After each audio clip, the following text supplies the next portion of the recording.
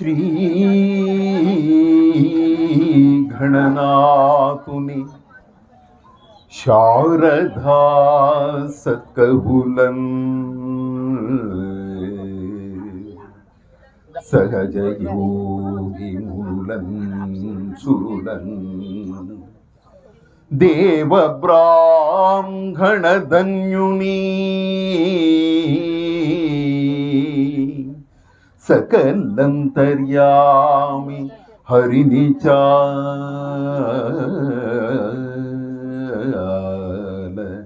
भजिन्तु सकलंतर्यामि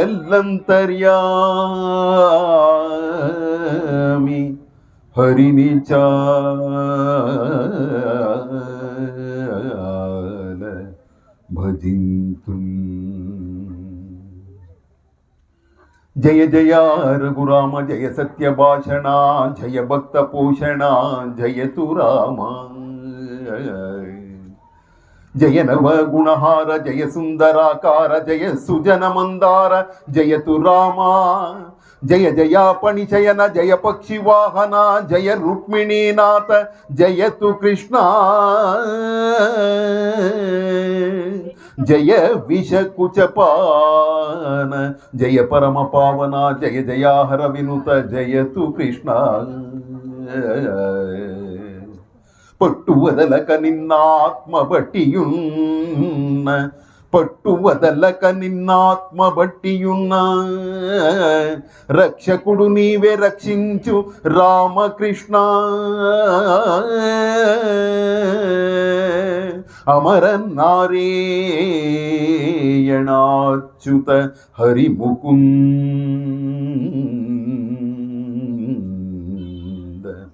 अमर नारायणाच्युत Narayan Narayan Narayan Narayan Narayan Narayan Narayan Narayan नारायणाच्युत हरिमुकुंद कलुष संहर Cavour पुरविहार कलुष संहर Cavour पुरविहार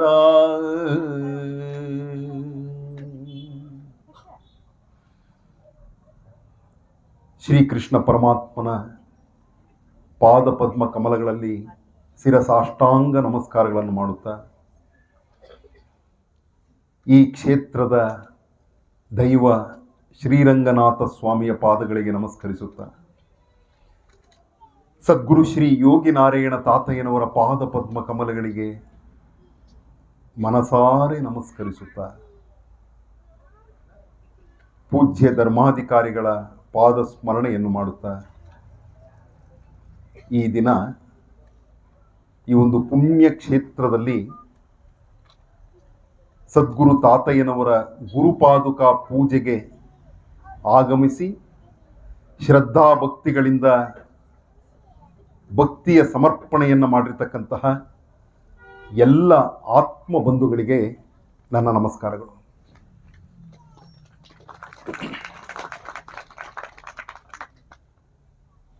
ಭಗವದ್ಭಕ್ತರೇ, ಯಾವುದೋ ಒಂದು ಪೂರ್ವ ಜನ್ಮದ ಪುಣ್ಯ ಇದ್ದರೆ ಇಂತಹ ಒಂದು ಸತ್ಸಂಗಗಳಲ್ಲಿ ಭಾಗವಹಿಸ್ತಕ್ಕಂತಹ ಮನಸ್ಸಾಗತ್ತೆ. ಯಾಕಪ್ಪ ಅಂತಂದ್ರೆ ಶರೀರ ಬರೋದಕ್ಕೆ ಸಿದ್ಧವಾಗಿರುತ್ತೆ, ಆದರೆ ಮನಸ್ಸು ಬರೋದಕ್ಕೆ ಸಿದ್ಧವಾಗಿರೋದಿಲ್ಲ. ಈ ಮನಸ್ಸು ಬರಬೇಕಾದ್ರೆ ಆ ಗುರುಗಳ ಕೃಪೆ ಇರಬೇಕು. మనసు పక్వము చేసి మాయలన్నీయు కోసి నీ సేవపై బుద్ధి నిలుపు రామప్రభు ಅಂತ ತಾತಯ್ಯನವರು ಬೇಡ್ಕೊಳ್ತಾರೆ. ಮನಸ್ಸೇ, ಈ ಬುದ್ಧಿಯನ್ನ ಗುರುಗಳ ಪಾದದಲ್ಲಿ ನಿಲ್ಲಿಸ್ತಕ್ಕಂತಹ ಆ ಒಂದು ಅವಕಾಶವನ್ನು ಕೊಡಪ್ಪ. ಆ ಬುದ್ಧಿ ಕೊಡಲಿಲ್ಲ ಅಂತಂದ್ರೆ ಮನಸ್ಸಿಗೆ ಆ ಒಂದು ಗುರುಪಾದುಕ ಪೂಜೆಯನ್ನು ಮಾಡಲಿಕ್ಕೂ ಕೂಡ ಆಗೋದಿಲ್ಲ. ಅದಕ್ಕೋಸ್ಕರವಾಗಿ ತಾವೆಲ್ಲರೂ ಕೂಡ ಪುಣ್ಯವಂತರು, ಭಾಗ್ಯವಂತರು. ನೋಡಿ, ಮನುಷ್ಯ ಜನ್ಮ ಸಿಕ್ಕೋದು ದುರ್ಲಭ, ಎಲ್ರಿಗೂ ಗೊತ್ತಿದೆ.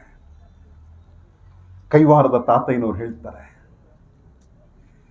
నరబొమ్మలను చేసి నడుమ కూచము వేసి, నరబొమ్మలను చేసి నడుమ కూచము వేసి, ఏడంకణంబులు ఎత్తిపెట్టి కీళ్ళు 6 పదులు 3 పొందించి తొలగక బంధించి తోలు కప్పి, లోన ఒక వరసగా వాసాలు తగిలించి, లోన ఒక వరసగా వాసాలు తగిలించి, బిగువుగా నరముల బిగియదీసి, రక్త మాంసము కొవ్వు మెదులు చీమల చేర్చి, అంగాంగములకెల్ల అదను పరచి, కొవ్వు మెదులు చీమల చేర్చి, అంగాంగములకెల్ల అదను పరచి,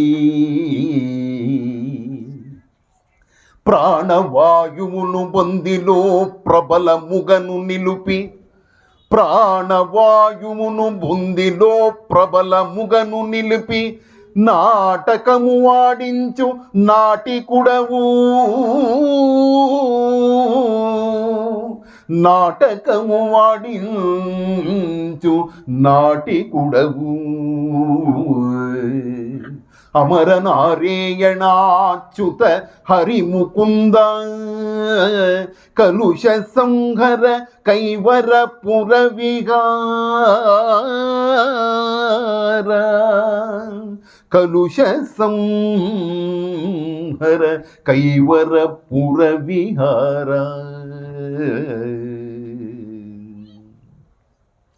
ನೋಡಿ, నరబొమ్మలను చేసి నడుమ ಕೂಚಮು ವೇಸಿ, ಮನುಷ್ಯರು ಎಂಬತಕ್ಕಂತಹ ಬೊಂಬೆಗಳನ್ನು ನಿರ್ಮಾಣ ಮಾಡಿದ್ದಾನೆ. ಈ ಪರಮಾತ್ಮನ ಕೃಪೆಯಿಂದ ಈ ಬೊಂಬೆಗಳೆಲ್ಲ ನಿರ್ಮಾಣವಾಗಿದೆ. ಹೇಗಾಗಿದೆ? ನಡುಮ ಕೂಚಮು ವೇಸಿ. ಒಂದು ಮನೆಯನ್ನು ಕಟ್ಟಬೇಕಾದ್ರೆ ಮಧ್ಯದಲ್ಲಿ ಚಾವಣಿ ಎಲ್ಲ ಹಾಕಿ ಮಧ್ಯದಲ್ಲಿ ಕೂಚುಗಳನ್ನು ನಿಲ್ಲಿಸ್ತಾರೆ. ಆ ರೀತಿಯಾಗಿ ಬೆನ್ನು ಮೂಳೆ ಎಂಬತಕ್ಕಂತಹ ಕೂಚವನ್ನು ಹಾಕಿ ಈ ಶರೀರ ನಿರ್ಮಾಣ ಆಗಿದೆಯಪ್ಪ. ನಡುಮ ಕೂಚಮು ವೇಸಿ, 7 ಅಂಕಣಂಬುಲ ಎತ್ತಿ ಬಟ್ಟಿ. 7 ಅಂಕಣಗಳು. ಯಾವ ರೀತಿಯಾಗಿ ಗೋಪುರಕ್ಕೆ 7 ಅಂಕಣಗಳಿರುತ್ತೋ, ಯಾವಾಗ ಈ ಜಂತಿಗೆ ಮನೆಗಳು ನಿರ್ಮಾಣ ಆಗುವಂಥ ಸಮಯದಲ್ಲಿ ಒಂದೊಂದು ಅಂಕಣ ಅಂತ ಹಾಕೋರು, ಆ ರೀತಿಯಾಗಿ ಈ ಮನುಷ್ಯ ಯಾವ ರೀತಿಯಾಗಿ ಆಗಿದ್ದಾನೆ ಅಂದರೆ 7 ಅಂಕಣಗಳಿಂದ ಆಗಿದ್ದಾನೆ. 7 ಅಂಕಣಗಳು ಅಂತಂದರೆ 7 ಚಕ್ರಗಳು. ಮನುಷ್ಯನಲ್ಲಿ ಮೂಲಾಧಾರದಿಂದ ಸಹಸ್ರಾರದವರೆಗೂ 7 ಚಕ್ರಗಳಿದೆ. ಈ 7 ಚಕ್ರಗಳನ್ನು ನಿರ್ಮಾಣ ಮಾಡಿ ಈ ಮನುಷ್ಯ ಎಂಬತಕ್ಕಂತಹ ಬೊಂಬೆಯನ್ನು ನಿರ್ಮಾಣ ಮಾಡಿದ್ದಾನೆ. ಕೀಳು 6 ಪೊದುಲು 3 ಪೊಂದಿಂಚಿ. ಕೀಲುಗಳು ಎಷ್ಟಿದೆ ಅಂತಂದರೆ 69 ಕೀಲುಗಳಿದೆ. ವೈಜ್ಞಾನಿಕವಾಗಿ ವಿಜ್ಞಾನದ ಪ್ರಕಾರವಾಗಿ 69 ಇದೆ. ಅದನ್ನೇ ತಾತಯ್ಯನವರು ಹೇಳಿದ್ದಾರೆ. ಕೀಲು 6 ಪೊದುಲು 3 ಪೊಂದಿಂಚಿ. 6 ಪೊದುಲು ಅಂದರೆ 6 × 10 60, 3 ಅಂದರೆ 3 + 6 9, 60 + 9 69 ಕೀಲುಗಳಿಂದ ಈ ಶರೀರ ಆಗಿದೆ. కీళ్ళు 6 పొదులు 3 పొందించి తొలగక బంధించి తోలు కప్పి. ಈ ಕೀಲುಗಳೆಲ್ಲ ಕೂಡ ಆಚೆ ಕಡೆಗೆ ಹೋಗಬಾರ್ದು ಅಂತ ಈ ಚರ್ಮವನ್ನು ಮೇಲ್ಗಡೆಗೆ ಹೊದ್ದಿಕೆಯಾಗಿ ಹಾಕಿದ್ದಾನೆ. ಲೋನ ఒక వరసగా ವಾಸಾಲು ತಗಿಲಿಂಚಿ. ಈ ಜಂತಿಗೆ ಮನೆಗಳನ್ನು ಕಟ್ಟೋವಾಗ ಮಧ್ಯ ಮಧ್ಯದಲ್ಲಿ ವಾಸಗಳಾಗ್ತಾರೆ. ಯಾಕೆ ಅಂತಂದರೆ ಅದು ಬಿರುಕು ಬಿಡಬಾರದು ಅಂತ ಹೇಳಿ ಆ ರೀತಿಯಾಗಿ ಶರೀರದಲ್ಲಿಯೂ ಕೂಡ ಆ ರೀತಿಯಾಗಿರ್ತಕ್ಕಂತಹ ವಾಸಗಳನ್ನು ಎಲ್ಲವನ್ನು ನಿರ್ಮಾಣ ಮಾಡಿ, ಬಿಗುವುಗಾ ನರಮುಲ ಬಿಗಿಯದೀಸಿ. ಈ ನರಗಳನ್ನೆಲ್ಲ ಕೂಡ ಬಿಗಿಯಾಗಿ ನಿರ್ಮಾಣ ಮಾಡಿದ್ದಾರೆ. 72,000 ನಾళ్ళు 69 కీళ్ళు, తోక పురుగులు 3 పాళ్ళు, నిండియున్నది నీచు నీళ్ళు, జీవాని విధి కానవా. నీవుండేటి ఇంటి మర్మము ఎరుగవా. ಅಯ್ಯ, 72,000 ನಾಡಿಗಳಿಂದ ಕೂಡಿರ್ತಕ್ಕಂತಹ ಈ ಶರೀರಕ್ಕೆ ಇದು ಮನೆಯಪ್ಪ. ಬಿಗುವುಗ ನರಮುಲ ಬಿಗಿಯದೀಸಿ, ಎಲ್ಲ ನರಗಳನ್ನೆಲ್ಲ ಬಿಗಿಯಾಗಿ ಕಟ್ಟಿ, ರಕ್ತ ಮಾಂಸಮು ಕೂವು ಮೆದುಳು ಚೀಮಲ ಚೇರ್ಚಿ, ಇದರೊಳಗಡೆ ರಕ್ತ ಮಾಂಸ ಕೊಬ್ಬು ಕೀವು ಮೆದುಳು ಎಲ್ಲವನ್ನ ಸೇರಿಸಿ ಅಂಗಾಂಗ ಮೂಲಕ್ಕೆಲ್ಲ ಅದನ್ನು ಪರಚಿ, ಎಲ್ಲ ಅಂಗಗಳಿಗೂ ಕೂಡ ಇದು ಸಮಾನವಾಗಿ ಹೋಗುವ ಹಾಗೆ ಎಲ್ಲವನ್ನ ಸಿದ್ಧಪಡಿಸಿದ್ದಾನೆ ಪರಮಾತ್ಮ. ರಕ್ತ ಎಲ್ಲ ಕಡೆಯೂ ಶರೀರದಲ್ಲಿ ಎಲ್ಲ ಭಾಗದಲ್ಲಿ ಹರಿಯಬೇಕು. ಎಲ್ಲಾದರೂ ಒಂದು ಕಡೆ ನಾವೇನಾದರೂ ಕೈಯಲ್ಲೋ ಎಲ್ಲಾದರೂ ಒಂದು ಸ್ವಲ್ಪ ರಬ್ಬರ್ ಬ್ಯಾಂಡ್ ಹಾಕೊಂಡ್ಬಿಟ್ರೆ ಸಾಕು, ಈ ಕಡೆ ಕೈಯೆಲ್ಲ ಕೆಂಪಗಾಗ್ಬಿಡುತ್ತೆ. ಅಂದರೆ ಏನು, ಇಲ್ಲಿ ರಕ್ತ ಸಂಚಾರ ಆಗ್ತಾ ಇಲ್ಲ. ಈ ರಕ್ತ ಸಂಚಾರವನ್ನ ಆಗ್ತಕ್ಕಂತಹ ರೀತಿಯಲ್ಲಿ ಎಲ್ಲ ಕಡೆಯೂ ಅಂಗಾಂಗ ಮೂಲಕ್ಕೆಲ್ಲ ಅದನ್ನು ಮರಚಿ, ಎಲ್ಲ ಕಡೆಗೂ ಶರೀರದಲ್ಲಿ ಎಲ್ಲವನ್ನ ತುಂಬಿ ಇಷ್ಟಿದ್ರೆ ಸಾಕೆ. ಅದಕ್ಕೆ ಮುಖ್ಯವಾಗಿ ಬೇಕಾಗಿರೋದೇನು, ಪ್ರಾಣವಾಯುವುನು ಹೊಂದಿಲೋ ಪ್ರಬಲ ಮುಗನು ನಿಲುಪಿ ನಾಟಕಮು ವಾಡಿಂಚು ನಾಟಿ ಕುಡವು.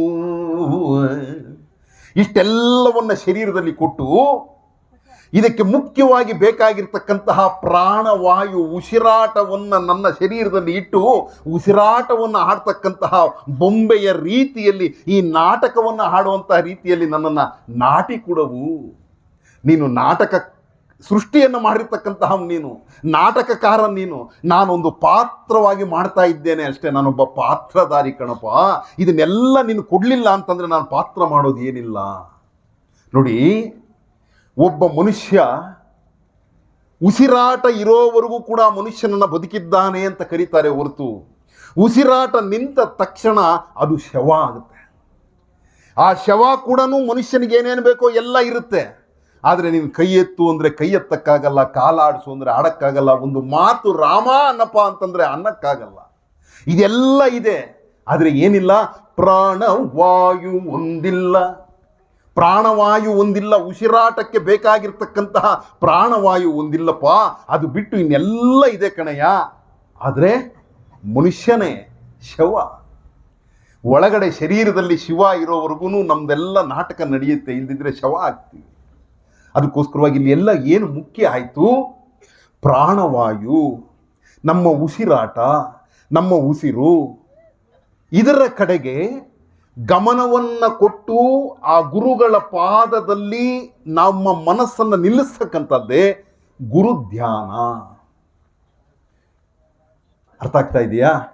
ಇದು ಇವತ್ತಿನ ದಿನ. ನೀವು ಏನು ಇವತ್ತಿನ ದಿನ ಅಂತಂದರೆ, ಮೊದಲನೇದಾಗಿ ನಾವೇನು ಮಾಡಬೇಕು, ಇದೆಲ್ಲ ಬಾಹ್ಯದಲ್ಲಿ ಮಾಡ್ತಾ ಇದ್ದೇವೆ. ಅಂತರಂಗದಲ್ಲಿ ಧ್ಯಾನ ಮಾಡೋದನ್ನು ಕಲಿಬೇಕು. ಅಂತರಂಗದಲ್ಲಿ ಪೂಜೆ ಮಾಡ್ತಕ್ಕಂತಹದ್ದನ್ನು ಕಲಿಬೇಕು. ಅಂತರಂಗದಲ್ಲಿ ಮಾಡ್ತಕ್ಕಂತಹ ಪೂಜೆ ಸರ್ವಶ್ರೇಷ್ಠವಾಗಿರ್ತಕ್ಕಂತಹದ್ದು.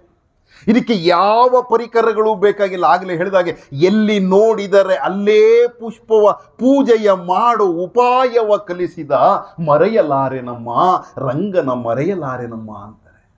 ಎಲ್ಲಿ ಪೂಜೆ ಎಲ್ಲಿ ಮಾಡಬೇಕು, ಎಲ್ಲಿ ನಿನ್ನ ಮೂರ್ತಿ ಸಿಗುತ್ತೋ, ಎಚ್ಚೋಟ ನಿ ಮೂರ್ತಿ ವಿಗ್ರಹములు చూచిన అచ్చోట నిన్నాత్మ పూజ సేతు. ఎచ్చోట నీ మూర్తి విగ్రహములు చూచిన అచ్చోట నిన్నాత్మ పూజ సేతు. ఎచ్చోట శ్రీ తులసి పుష్పముల్ చూసిన అచ్చోట నిన్నాత్మ పూజ సేతు. ఎచ్చోట చొక్క మౌసలిలముల్ చూసిన అచ్చోట నిన్నాత్మ పూజ సేతు. ఎచ్చోట తీయనై ఫలములు చూచిన అచ్చోట నిన్నాత్మ పూజ సేతు. నిన్ను మరువను క్షణమైన నీరజాక్ష, నిన్ను మరువను క్షణమైన నీరజాక్ష. వేద వేదాంత వేద్య యదుకుల ವಿಹಾರಿ. ನಿನ್ನನ್ನು ಕ್ಷಣವಾದರೂ ಕೂಡ ಮರಿದಿರಾ, ಎಲ್ಲಿ ವಿಗ್ರಹಗಳು ಕಾಣಿಸುತ್ತೋ ಅಲ್ಲೆಲ್ಲ ಪುಷ್ಪ ಪೂಜೆಯನ್ನು ಮಾಡ್ತೇನೆ. ಎಲ್ಲಿ ಶ್ರೀ ತುಳಸಿ ಪುಷ್ಪಗಳು ಕಾಣುತ್ತೋ ಅಲ್ಲೆಲ್ಲ ಕೂಡ ಆತ್ಮದಿಂದ ಅರ್ಚನೆಯನ್ನು ಮಾಡ್ತೀನಿ. ಎಲ್ಲಿ ಸ್ವಚ್ಛವಾಗಿರ್ತಕ್ಕಂತಹ ನೀರು ಕಾಣುತ್ತೋ ಅಲ್ಲಿ ಆತ್ಮ ಪೂಜೆಯನ್ನು ಮಾಡ್ತೀನಿ. ಎಲ್ಲಿ ಸಿಹಿಯಾಗಿರ್ತಕ್ಕಂತಹ ಹಣ್ಣುಗಳಿರುತ್ತೋ ಅಲ್ಲೆಲ್ಲ ಕೂಡ ಆತ್ಮ ಪೂಜೆಯನ್ನು ಮಾಡ್ತೀನಿ ಅಂತಿದ್ದಾರೆ ತಾತೇನು. ನಿನ್ನನ್ನು ಕ್ಷಣವಾದರೂ ಕೂಡ ಮರೆಯೋದಿಲ್ಲಪ್ಪ. ನೋಡಿ, ಎಲ್ಲಕ್ಕಿಂತಲೂ ಶ್ರೇಷ್ಠವಾಗಿರ್ತಕ್ಕಂತಹ ಆನಂದ ಯಾವುದು ಅಂದರೆ, ಕೈವಾರದ ತಾತಯ್ಯನವರು ಹೇಳ್ತಾರೆ, ಆತ್ಮಾನಂದಂ ಹರಿಗೋವಿಂದಂ ರಾಘವ ನಾಮ ಜಪಂ ಸದ್ಗುರು ರಾಘವ ನಾಮ ಜಪಂ. ಯಾವುದು ಶ್ರೇಷ್ಠವಾಗಿರ್ತಕ್ಕಂತಹ ಆನಂದ ಅಂತಂದರೆ ಆತ್ಮಾನಂದಂ ಹರಿಗೋವಿಂದಂ. ಆತ್ಮದಲ್ಲಿ ಆಗ್ತಕ್ಕಂತಹ ಆನಂದ ಬಹಳ ಶ್ರೇಷ್ಠವಾಗಿರ್ತಕ್ಕಂತಹದ್ದು. ಮರುವಕ ಸೇತುನು ಮಾನಸಂಬುನ ಪೂಜಾ. ಯಾವತ್ತಿಗೂ ಕೂಡ ಮರಿದೀರ ಮಾನಸದಲ್ಲಿ ಪೂಜೆಯನ್ನು ಮಾಡ್ತೀನಿ. ಮಾನಸಂಬುನ ಪೂಜ ಸೇಯುಟ ನಾವಂತು ನನು ಕಾಚಿ ರಕ್ಷಿಂಚ ನೀದೇವಂತು. ನನ್ನನ್ನು ರಕ್ಷಣೆಯನ್ನು ಮಾಡ್ತಕ್ಕಂತಹ ಒಂದು ಕೆಲಸ ನಿನ್ನದೇನಪ್ಪ.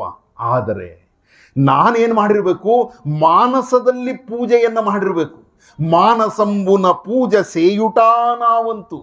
ನನ್ನ ಕರ್ತವ್ಯ ಏನಂದರೆ ನಿನ್ನ ಸ್ಮರಣೆಯನ್ನು ಪೂಜೆಯನ್ನು ಮನಸ್ಸಿನಲ್ಲಿ ಮಾಡ್ತಾ ಇದ್ದೇನಪ್ಪ. ನಾನು ಮನಸ್ಸಿನಲ್ಲಿ ಮಾಡಿದ್ದೇ ಆದರೆ ನನ್ನನ್ನು ನೀನು ರಕ್ಷಣೆಯನ್ನು ಮಾಡ್ತಕ್ಕಂತಹದ್ದು ನಿನ್ನ ಕರ್ತವ್ಯ. ಅದಕ್ಕೋಸ್ಕರ ನೋಡಿ ಎಷ್ಟು ಶ್ರೇಷ್ಠ ಅಂತ ಗೊತ್ತಾಯಿತು ಮಾನಸ ಪೂಜೆ. ಮನಸ್ಸಿನಲ್ಲಿ ಮಾಡ್ತಕ್ಕಂತಹ ಪೂಜೆ ಬಹಳ ಸರ್ವಶ್ರೇಷ್ಠವಾಗಿರ್ತಕ್ಕಂತಹದ್ದು. ಇದಕ್ಕೆ ಬೇಕಾಗಿರ್ತಕ್ಕಂತಹ ಪುಷ್ಪ ಒಂದೇ, ಮನಸ್ಸು ಎಂಬತಕ್ಕಂತಹ ಪುಷ್ಪವನ್ನು ನೀನಲ್ಲಿ ಅರ್ಪಿಸಿಬಿಟ್ಟು ಮಾನಸದಲ್ಲಿ ಪೂಜೆಯನ್ನು ಮಾಡಬೇಕು. ಮನಸ್ಸಿನಲ್ಲಿ ಮಾಡ್ತಕ್ಕಂತಹ ಪೂಜೆ ಸರ್ವಶ್ರೇಷ್ಠವಾಗಿರ್ತಕ್ಕಂತಹದ್ದು. ಇದಕ್ಕೆ ಕಾಲ ಇಲ್ಲ, ಮಿತಿ ಇಲ್ಲ, ಏನೂ ಇಲ್ಲ ನಿಯಮಗಳು. ನಿಯಮ ಬೇಕಾಗಿರೋದು ಒಂದೇ, ನಿನ್ನ ಮನಸ್ಸು ಶುದ್ಧವಾಗಿರಬೇಕು. ಶುದ್ಧ ಅಂತಃಕರಣದಿಂದ ನೀನು ಆ ಗುರುಗಳಲ್ಲಿ ಇದು ಏನೋ ಒಂದು 100 ಸಲ ಮಾಡಿಬಿಡ್ಬೇಕು, ದಡ ದಡ ದಡ ದಡ ಜಪ ಮಾಡೋದಲ್ಲ. ಇದು ಮನಸ್ಸಿನಲ್ಲಿ ಶಾಂತವಾಗಿ, ಮನಸ್ಸಿನಲ್ಲಿ ಸ್ವಚ್ಛವಾಗಿ ಆ ಗುರುವಿನ ಪಾದದಲ್ಲಿಯೇ ಮನಸ್ಸನ್ನ ಇಟ್ಟು ಮಾಡ್ತಕ್ಕಂತಹದ್ದು ಇದು ಪೂಜೆ. ಶ್ರೀ ಗುರುಧ್ಯಾನ ಧುರೀಣುಡೈನ ಸಜ್ಜನುಡು ಚೇರು ಸರ್ವೇಶು ಸಮ್ಮುಖ ಮುನಕೂ. ಯಾರು ಪರಮಾತ್ಮನ ಹತ್ರ ಸೇರ್ತಾನೆ ಅಂದರೆ, ಯಾರಾದರೆ ಗುರುಧ್ಯಾನವನ್ನು ಮಾಡ್ತಾ ಇದ್ದಾನೋ ಅವನು ಪರಮಾತ್ಮನ ಹತ್ರಕ್ಕೆ ಸೇರ್ತಾನೆ. ಶ್ರೀ ಗುರುಧ್ಯಾನ ಧುರೀಣುಡೈನ ಸಜ್ಜನುಡು ಚೇರು ಸರ್ವೇಶು ಸಮ್ಮುಖ ಮುನಕೂ. ಆ ಗುರುಧ್ಯಾನವನ್ನು ಯಾರು ಮನಸ್ಸಿನಲ್ಲಿ ನಿರಂತರವಾಗಿ ಮಾಡ್ತಾ ಇರ್ತಾರೋ ಅವರು ಪರಮಾತ್ಮನಲ್ಲಿ ಸೇರ್ತಾರೆ. ಇದೇನೆಂದರೆ, ಮನುಷ್ಯ ಜನ್ಮ ಸಿಕ್ಕಿರೋದೇ ದುರ್ಲಭ. ಇಲ್ಲಿ ಏನಪ್ಪ ಅಂತಂದರೆ, ನೀನು ಮಾಡಬೇಕಾಗಿರೋದು ಏನು ಅಂದರೆ ಮೋಕ್ಷವನ್ನು ಸಂಪಾದನೆ ಮಾಡಬೇಕು, ಹುಟ್ಟು ಸಾವುಗಳಿಂದ ಮುಕ್ತನಾಗಬೇಕು. ಅದಕ್ಕೋಸ್ಕರವಾಗಿ ಗುರುಧ್ಯಾನವನ್ನು ಮಾಡಬೇಕು. ಭಗವದ್ಗೀತೆಯಲ್ಲಿ ಶ್ರೀಕೃಷ್ಣ ಪರಮಾತ್ಮ, ಆತ್ಮೆ ಪರಮಾತ್ಮ, ಅರ್ಜುನನಿಗೆ ಹೇಳಿ ಅವನ ಸಂಶಯಗಳೆಲ್ಲ ತೊಲಗಿಸಿ ಮಾಡುವಂತಹದ್ದೇನಿಲ್ಲ. ಈತನೇ ಬೇಕಾದರೆ ಎಲ್ಲರನ್ನ ಸಂಹಾರ ಮಾಡಿ ರಾಜ್ಯವನ್ನು ಇವರು ಕೊಡಿಸ್ಬಿಡ್ಬೋದಾಗಿತ್ತು. ಆದರೆ ಆಗಲ್ಲ. ಮನುಷ್ಯನಿಗೆ ಮನುಷ್ಯ ಪ್ರಯತ್ನ ಇರಬೇಕು.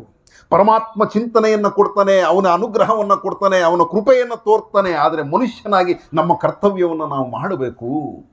ಅದನ್ನು ತಿಳಿಸಿಕೊಟ್ಟಿದ್ದಾರೆ. ನಾವೆಲ್ಲರೂ ಕೂಡ ಅರ್ಜುನರೇ. ನಾವೆಲ್ಲರೂ ಕೂಡ ಅರ್ಜುನರಾಗಿ ಅವರು ಹೇಳಿರ್ತಕ್ಕಂತಹ ಧ್ಯಾನದ ಪದ್ಧತಿಯಲ್ಲಿ ನಾವು ಮಾರ್ಗದರ್ಶನವನ್ನು ಮಾಡಬೇಕು. ಇದು ಬಹಳ ಸರ್ವಶ್ರೇಷ್ಠವಾಗಿರ್ತಕ್ಕಂತಹದ್ದು. ನೀವು ಪೂಜೆ ಮಾಡಿದ್ರಿ, ಜಪ ಮಾಡಿದ್ರಿ, ಎಲ್ಲವೂ ಕೂಡ ಉತ್ತಮವೇ, ಎಲ್ಲವೂ ಕೂಡ ಸತ್ಕಾರ್ಯವೇ, ಸತ್ಕರ್ಮವೇ. ಆದರೆ ಆ ಗುರು ಧ್ಯಾನವನ್ನು ಮಾಡೋದಿದೆಯಲ್ಲ, ಅದು ಮಾಡ್ತಾ ಮಾಡ್ತಾ ಮಾಡ್ತಾ ಮಾಡ್ತಾ ನಮ್ಮಲ್ಲಿ ಪರಿವರ್ತನೆ ಬರುತ್ತೆ. ನಮಗೆ ಗೊತ್ತಾಗುತ್ತೆ. ನೋಡಿ, ಅಡಿಗೆ ಮಾಡೋದನ್ನು ಒಂದು ದಿನ ಕಲಿಸ್ಕೊಂಡ್ಬಿಟ್ರೆ ಸಾಕು, ತಿರ್ಗಾ ಮತ್ತೆ ಅದನ್ನು ಮಾಡ್ತಾ ಇರ್ಬೋದು. ಒಂದೇ ದಿನ ಕಲಿಬೇಕಾಗಿರೋದು, ಪದೇ ಪದೇ ಕಲಿಯೋದು ಬೇಕಿಲ್ಲ. ಆದರೆ ಏನೇನು ಪದಾರ್ಥಗಳಿದೆ, ಈ ಪದಾರ್ಥಗಳಿಂದ ನಾನು ಹೇಗೆ ಅಡಿಗೆ ಮಾಡಬೇಕು ಅಂತಕ್ಕಂತಹದ್ದು ನಮ್ಮ ಬುದ್ಧಿ, ನಮ್ಮ ಎರುಕ, ನಮ್ಮ ಜ್ಞಾನ, ನಮ್ಮ ತಿಳುವಳಿಕೆ. ಏನು ಸಾಧು ಸಂತರು ಸತ್ಪುರುಷರು ಏನೇನು ವಾಕ್ಯಗಳನ್ನು ಕೊಟ್ಟಿದ್ದಾರೋ, ಏನೇನು ಚಿಂತನೆಯನ್ನು ಕೊಟ್ಟಿದ್ದಾರೋ, ಯಾವ ತತ್ವ ಬೋಧನೆಗಳನ್ನು ಕೊಟ್ಟಿದ್ದಾರೋ ಅದನ್ನು ಮನಸ್ಸಿನಲ್ಲಿ ಇಟ್ಟುಕೊಂಡು ನಮ್ಮ ಜೀವನದ ಅಡಿಗೆಯನ್ನು ಮಾಡಿಕೊಳ್ತಕ್ಕಂತಹದ್ದು ನಮ್ಮ ಕರ್ತವ್ಯ. ಇದನ್ನು ಅರಿತುಕೊಳ್ಬೇಕಾಗಿರೋದು ಒಂದೇ ಸಲ. ಒಂದು ಸಲ ಇದನ್ನು ತಿಳ್ಕೊಂಡ್ಬಿಟ್ರೆ ನಿಮ್ಮ ಜೀವನ ಪರ್ಯಂತ ಕೂಡ ನೀವು ಮಾಡ್ತಾ ಇರಬಹುದು. ಅದು ಬಹಳ ಸರ್ವಶ್ರೇಷ್ಠ ಅಂತ ಹೇಳ್ತಾ ನೋಡಿ, ತಾತೇನವರು ಹೇಳ್ತಾರೆ, ನಿನ್ನೊಳಗೆ ನೀನೋಡೋ ನಿಜ ಲಿಂಗದ ಪೂಜೆಯ ಮಾಡೋ, ಧ್ಯಾನಾಮೃತವ ನೀಡೋ, ಧ್ಯಾನಾಮೃತವ ನೀಡೋ, ನೀ ದಿಟ್ಟದಿಂದಲಿ ಕುಣಿದಾಡೋ, ಧ್ಯಾನಾಮೃತವ ನೀಡೋ, ನೀ ದಿಟ್ಟದಿಂದಲಿ ಕುಣಿದಾಡೋ, ಯಾಕೋ ಮನವೇ ನೀನು ಇಷ್ಟು ಚಿಂತೆಯ ಮಾಡುವುದೇನು, ಯಾಕೋ ಮನವೇ ನೀನು. ಧ್ಯಾನದ ಅಮೃತವನ್ನ ಕೊಟ್ಟು ದಿಟ್ಟದಿಂದಲೇ ನೀನಿರು ಅಂತ. ಆ ಧ್ಯಾನವನ್ನು ನಿನ್ನ ಮನಸ್ಸಿಗೆ ನೀನು ಕೊಡ್ತಾ ಇದ್ರೆ ನೀನು ದಿಟ್ಟವಾಗಿರ್ತೀಯ. ಮನುಷ್ಯನಿಗೆ ದುಃಖಕ್ಕೆ ಎರಡೇ ಕಾರಣ ಅಂತೆ. ಇದೆರಡೇ ಕಾರಣ. ಹಿಂದೆ ಆಗಿರ್ತಕ್ಕಂತಹ ಬೇಸರದ ಘಟನೆಗಳನ್ನು ನೆನೆಸ್ಕೊಂಡು ಮನಸ್ಸು ದುಃಖಿತವಾಗುತ್ತೆ. ಮುಂದೆ ಆಗ್ತಕ್ಕಂತಹ ಘಟನೆಗಳನ್ನು ನೆನೆಸ್ಕೊಂಡು ಭಯಭೀತವಾಗುತ್ತೆ. ದುಃಖಕ್ಕೆ ಎರಡೇ ಕಾರಣ. ಮುಂದೇನು ಮತ್ತೇನು ಇಂದೀಗ ಮಾತೇಕೆ, ಸಂದರ್ಭ ಬರಲಿ ಬಂದಾಗಳ ಚಿಂತೆ ಹೊಂದಿಸುವವನ್ಯಾರು ಬೇರಿಹನು ನಿನ್ನ ಆಳಲ್ಲ, ಇಂದಿಗಿಂದಿನ ಬದುಕು ಮಂಕುತಿಮ್ಮ. ನೋಡಪ್ಪ, ಮುಂದೆ ಏನಾಗುತ್ತೋ ಮತ್ತೇನಾಗುತ್ತೋ ಎಂಬತಕ್ಕಂತಹ ಆಲೋಚನೆ ಭಯ ನಿನಗೆ ಬೇಡ. ಮುಂದೇನು ಮತ್ತೇನು ಇಂದಿಗ ಮಾತಿಗೆ, ಇವತ್ತಿನ ದಿನ ಯಾಕೆ, ಮುಂದೆ ಏನಾಗುತ್ತೋ ಅದಕ್ಕೆ ಪರಮಾತ್ಮನಿದ್ದಾನೆ, ನೋಡ್ಕೊಳ್ತಾನೆ. ಮುಂದೇನು ಮತ್ತೇನು ಇಂದಿಗ ಮಾತೇಕೆ, ಸಂದರ್ಭ ಬರಲಿ ಬಂದಾಗಳ ಚಿಂತೆ, ಅದು ಬಂದಾಗ ನೋಡೋಣ. ಅದರ ಬಗ್ಗೆ ಹೆಚ್ಚಿನ ನಿರೀಕ್ಷೆಗಳನ್ನು ಇಟ್ಕೊಂಡು ಮನಸ್ಸನ್ನು ದುಃಖದಲ್ಲಿ ಹಾಕೋದು ಬೇಕಿಲ್ಲ. ಅದು ಬಂದಾಗಳ ಚಿಂತೆ, ಹೊಂದಿಸುವವನ್ಯಾರೋ ಬೇರಿಹನು ನಿನ್ನ ಆಳಲ್ಲ. ಅದಕ್ಕೆ ಸಂಬಂಧಪಟ್ಟವನು ಬೇರೆ ಇದ್ದಾನಪ್ಪ. ವಿಧಿಯ ಮೇಸ್ತ್ರಿಯ ನೀನು, ವಿಧಿಯನ್ನು ನೀನು ಸೂಪರ್ವಿಷನ್ ಮಾಡಲಿಕ್ಕೆ ಸಾಧ್ಯ ಇಲ್ಲ. ಅದಕ್ಕೆ ಹೊಂದಾಣಿಕೆ ಮಾಡ್ತಕ್ಕಂತಹ ಪರಮಾತ್ಮ ಬೇರೆ ಇದ್ದಾನೆ, ಮಾಡ್ಕೊಂಡು ಹೋಗ್ತಾನೆ. ಇಂದಿಗಿಂದಿನ ಬದುಕು ಮಂಕು. ಇವತ್ತಿನ ದಿನದಲ್ಲಿ ಇವತ್ತಿನ ಬದುಕನ್ನು ನೀನು ನೋಡು, ಮುಂದಿನದನ್ನು ಹೆಚ್ಚಾಗಿ ಯೋಚನೆ ಮಾಡಬೇಡ. ಇಂದಿನ ಪ್ರಸ್ತುತತೆಯನ್ನು ನಾವು ಏನು ನೋಡ್ತೀವೋ ಅದೇ ಧ್ಯಾನ. ಇವತ್ತಿನ ದಿನ, ಇವತ್ತಿನ ಕ್ಷಣ, ಇವತ್ತಿನ ದಿನ ನನ್ನ ಮನಸ್ಸು ಆನಂದವಾಗಬೇಕು. ಸಮುದ್ರದ ಅಲೆಗಳು ಬರ್ತಾ ಇರುತ್ತೆ, ಹೋಗ್ತಾ ಇರುತ್ತೆ. ಹಾಗೆ ಮನುಷ್ಯನಿಗೂ ಕೂಡ ಸುಖ ದುಃಖಗಳಲ್ಲಿ ಇದ್ದೇ ಇರುತ್ತೆ, ಆದರೆ ಸಮುದ್ರದ ಆಳದಲ್ಲಿ ಶಾಂತವಾಗಿ ಇರುತ್ತೆ. ಆ ರೀತಿಯಾಗಿ ನಾವು ಸುಖ ದುಃಖಗಳಲ್ಲಿ ಪಾತ್ರಧಾರಿಯಾಗಿ ಭಾಗವಹಿಸಬೇಕೇ ಹೊರತು ನಮ್ಮ ಮನಸ್ಸಿನ ಒಳಗಡೆ ಆನಂದವಾಗಿರಬೇಕು. ಮನುಷ್ಯ ಹುಟ್ಟಿರ್ತಕ್ಕಂತಹದ್ದು ಸಂತೋಷ ಪಡಲಿಕ್ಕೆ ಹೊರತು ದುಃಖ ಪಡಲಿಕ್ಕೆ ಅಲ್ಲ. ಆದರೆ ನಾವೇನಾಗ್ಬಿಟ್ಟಿದ್ದೀವಿ ಇವತ್ತಿನ ದಿನ, ಬರೀ ದುಃಖದಲ್ಲಿಯೇ ಮುಳುಗಿ ತೇಲ್ತಾ ಇದ್ದೀವಿ. ಯಾಕೆ? ಆ ಪರಮಾತ್ಮನ ಅರಿವನ್ನು ಮಾಡ್ಕೊಳ್ಳೋದ್ರಲ್ಲಿ ಎಡುತ್ತಾ ಇದ್ದೇವೆ. ನಾನು ಪರಮಾತ್ಮನ ಅಂಶ ಎಂಬತಕ್ಕಂತಹದ್ದನ್ನು ಅರಿವು ಮಾಡ್ಕೊಳ್ಳೋದ್ರಲ್ಲಿ ಎಡುತ್ತಾ ಇದ್ದೇವೆ. ಅದಕ್ಕೋಸ್ಕರವಾಗಿ ಈ ಗುರುಧ್ಯಾನ ಎಂಬತಕ್ಕಂತಹದ್ದು ಬಹಳ ಸರ್ವಶ್ರೇಷ್ಠವಾಗಿರ್ತಕ್ಕಂತಹದ್ದು. ತಾವೆಲ್ಲರೂ ಕೂಡ ಎಲ್ಲೆಲ್ಲಿ ಕುಳಿತುಕೊಂಡಿದ್ದೀರೋ ಅಲ್ಲಿ ಕುಳಿತುಕೊಳ್ಳಿ. ನೋಡಿ, ಈ ಧ್ಯಾನ ಮಾಡುವಾಗ ಕೆಲವೊಂದು ಸಲ ಆಕಳಿಕೆ ಬರುತ್ತೆ, ಮೈಯೆಲ್ಲ ಜೋಮ್ ಅನಿಸುತ್ತೆ. ಇದೆಲ್ಲನೂ ಪ್ರಾರಂಭಿಕ ಹಂತದಲ್ಲಿ ಆಗತ್ತೆ. ನೀವು ಮಾಡ್ತಾ ಮಾಡ್ತಾ ಹೋದರೆ ಇದು ಯಾವುದು ನಿಮ್ಮ ಗಮನಕ್ಕೆ ಬರಲ್ಲ. ಗಂಟೆಗಳ ಕದ್ದಿ ನೀವು ಕುತ್ಕೊಂಡ್ಬಿಡ್ತೀರ. ಅಂದರೆ ಇದು ಅನುಭವಕ್ಕೆ ಬರಬೇಕು. ಅನುಭವಕ್ಕೆ ಬರೋವರೆಗೂ ಸ್ವಲ್ಪ ಕಷ್ಟ. ಇದನ್ನು ಪ್ರತಿನಿತ್ಯವೂ ಸಹ ಯಾವ ರೀತಿಯಾಗಿ ನಾವು ಊಟ ಮಾಡ್ತೀವೋ, ಯಾವ ರೀತಿಯಾಗಿ ನಿದ್ದೆ ಮಾಡ್ತೀವೋ, ಯಾವ ರೀತಿಯಾಗಿ ಸ್ನಾನ ಮಾಡ್ತೀವೋ ಆ ರೀತಿಯಾಗಿ ಧ್ಯಾನವನ್ನು ಕೂಡ ನಮ್ಮ ಬದುಕಿನ ಅವಿಭಾಜ್ಯ ಅಂಗ ಅಂತ ಅಂದುಕೊಂಡು ನಾವು ಅದನ್ನು ಮಾಡಬೇಕು. ಇವತ್ತಿನ ದಿನ ಹೆಚ್ಚು ಕಾಯಿಲೆಗಳು ಬರ್ತಾ ಇದೆ. ಯಾಕೆ ಬರ್ತಾ ಇದೆ ಗೊತ್ತಾ? ನಮಗೆ ಬದುಕಿನಲ್ಲಿ ಒತ್ತಡ ಅಂತಾರೆ, ಇಂಗ್ಲೀಷ್ನಲ್ಲಿ ಸ್ಟ್ರೆಸ್ ಅಂತಾರೆ. ಈ ಒತ್ತಡದಿಂದ ಮನುಷ್ಯನಿಗೆ ಕಾಯಿಲೆಗಳು ಬರ್ತಾ ಇರೋದು. ಹಿಂದಿನ ಕಾಲದಲ್ಲೆಲ್ಲ ಎಲ್ಲರೂ 100 ವರ್ಷ ಆರಾಮಾಗಿರೋರು ಆಸ್ಪತ್ರೆಗಳಿಗೆ ಹೋಗ್ತಾ ಇರಲಿಲ್ಲ. ಯಾಕಪ್ಪ ಅಂದರೆ ಅವರ ಮನಸ್ಸು ಶಾಂತವಾಗಿರೋದು. ಈಗ ನಾವೇನು ಅನ್ಕೊಂಡ್ಬಿಟ್ಟಿದ್ದೀವಿ, ಆರೋಗ್ಯ ಜಾಸ್ತಿ ಬೇಕು ಅಂದರೆ ಬರೀ ಶರೀರಕ್ಕೆ ಒಳ್ಳೆ ಆಹಾರ ಕೊಟ್ಟು ಒಳ್ಳೆ ಇದು ಮಾಡಬೇಕು ಅಂತ ಅಂದ್ಕೊಳ್ತೀವಿ. ಅದಲ್ಲ, ಮನಸ್ಸಿಗೆ ಕೂಡ ಒಳ್ಳೆ ಆಹಾರ ಇರಬೇಕು. ಮನಸ್ಸು ಶಾಂತವಾಗಿದ್ದರೆ ಆರೋಗ್ಯ ಬರುತ್ತೆ.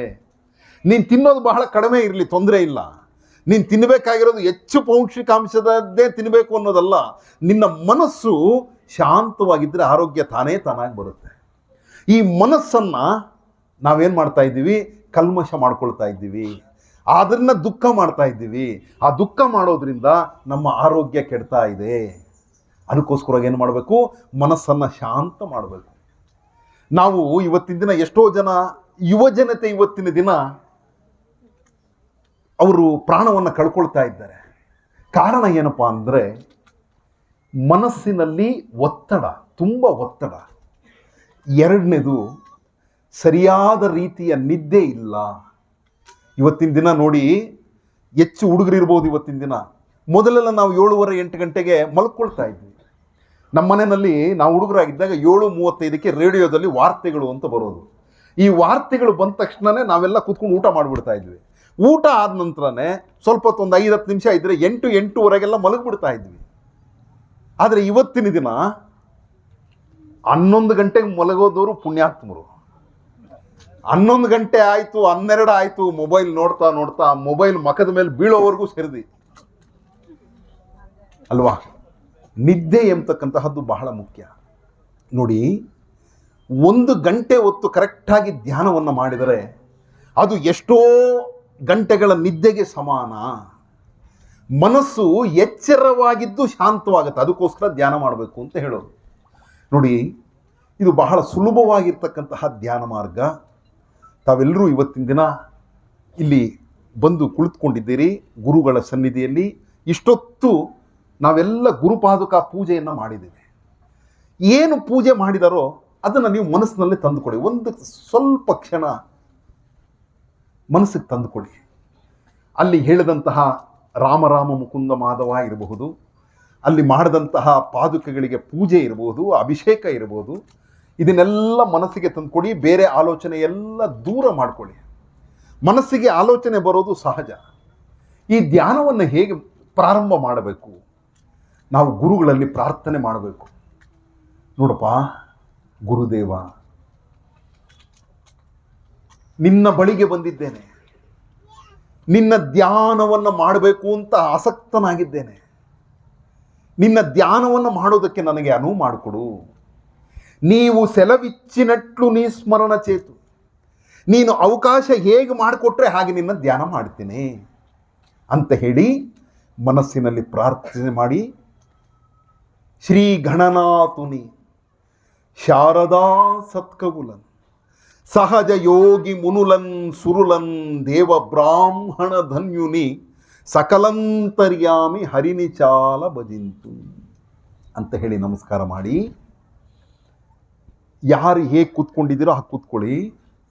ಎಲ್ಲರೂ ಚಕ್ಕಮಟ್ಲು ಹಾಕ್ಕೊಳ್ಳಿ. ಯಾರು ಯೋಗಾಭ್ಯಾಸವನ್ನು ಮಾಡೋರಿದ್ದಾರೆ ಅವರು ಪದ್ಮಾಸನ ಎಲ್ಲ ಕೂಡ ಹಾಕ್ಕೊಳ್ಬೋದು. ಸುಖಾಸನದಲ್ಲಿ ಕೂತ್ಕೊಳ್ಳಿ. ಚೇರ್ ಮೇಲೆ ಕೂತಿರೋರು ಎಲ್ಲಿ ಕೂತಿದ್ದೀರೋ ಹಾಗೆ ಕೂತ್ಕೊಳ್ಳಿ. ಬೆನ್ನು ಮೂಳೆ ನೇರವಾಗಿ ಇಟ್ಕೊಳ್ಳಿ. ಅದಕ್ಕೇನು ಮಾಡ್ತೀವಿ ಅಂತಂದರೆ, 2 ಕೈಗಳನ್ನು ಈ ಥರ ಸೇರಿಸ್ಬಿಟ್ಟು ಮೇಲಕ್ಕೆ ಈಗ ಅಂತೀವಿ. ಅಂದಾಗ ಏನಾಗುತ್ತೆ, ಬೆನ್ನು ಮೂಳೆ ನೇರ ಆಗುತ್ತೆ. ಅದೇ ನೇರದಲ್ಲೇ ಕೈಗಳನ್ನು ಇಳಿಸ್ಬೇಕು. ಇದನ್ನೆಲ್ಲ ನೀವು ಮನೆಯಲ್ಲಿ ಮಾಡ್ಕೊಳ್ಳಿ, ನಿಧಾನಕ್ಕೆ, ತೊಂದರೆ ಇಲ್ಲ. ನಿಮಗೆ ತೋರಿಸ್ತಾ ಇದ್ದೀನಿ. ಬೆನ್ನು ಮೂಳೆ ನೇರ ಬರಬೇಕು. ಈ ಧ್ಯಾನದಲ್ಲಿ 3 ಭಾಗಗಳಿರುತ್ತೆ. ಒಂದನೇದು ಧ್ಯಾನಕ್ಕೆ ಪೂರ್ವ ಸಿದ್ಧತೆ, ಎರಡನೇದು ಧ್ಯಾನವನ್ನು ಮಾಡುವಂತಹದ್ದು, ಮೂರನೇದು ಆತ್ಮಪೂಜೆ. ಅದು ಮಾನಸದಲ್ಲಿ ಮಾಡುವಂತಹ ಆತ್ಮಪೂಜೆ.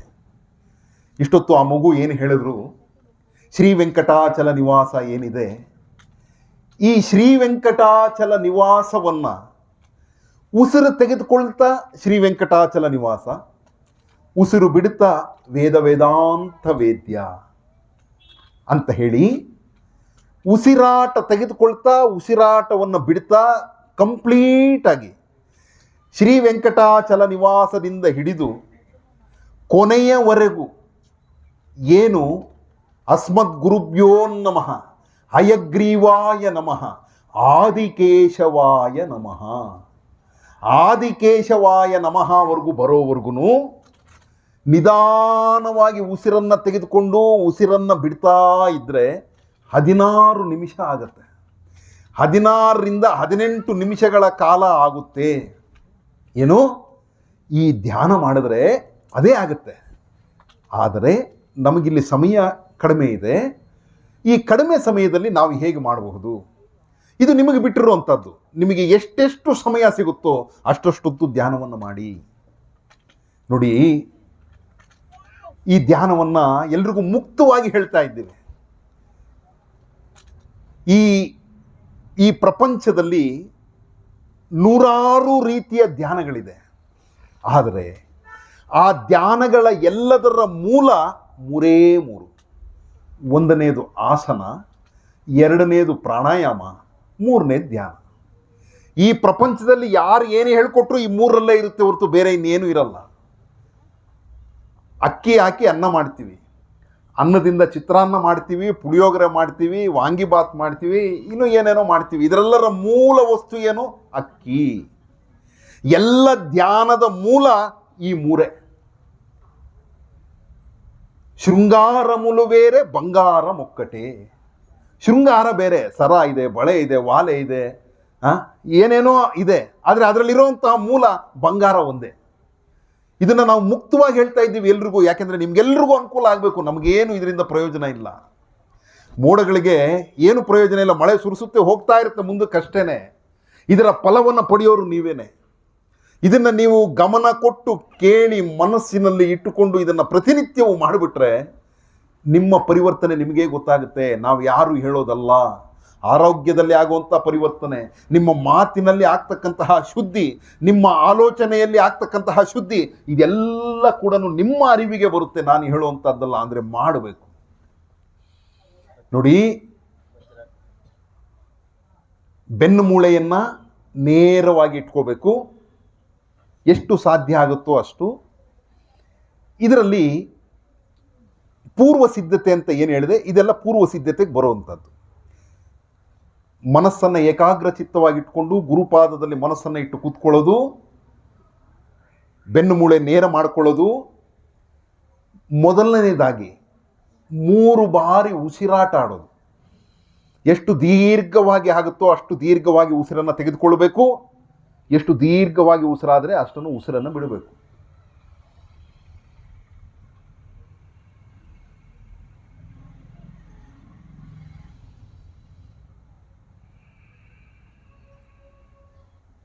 ಮೂರು ಬಾರಿ ದೀರ್ಘವಾಗಿ ಉಸಿರಾಟ ಮಾಡಿದ ನಂತರ ಎರಡನೇದಾಗಿ ಭ್ರಮರಿ ಪ್ರಾಣಾಯಾಮ ಅಂತೀವಿ. ಭ್ರಮರಿ ಅಂತಂದರೆ ದುಂಬಿ, ಜೇಂಕಾರ ಯಾವ ರೀತಿಯಾಗಿ ಮಾಡುತ್ತೋ ಆ ರೀತಿಯಾಗಿ ಮಾಡಬೇಕು.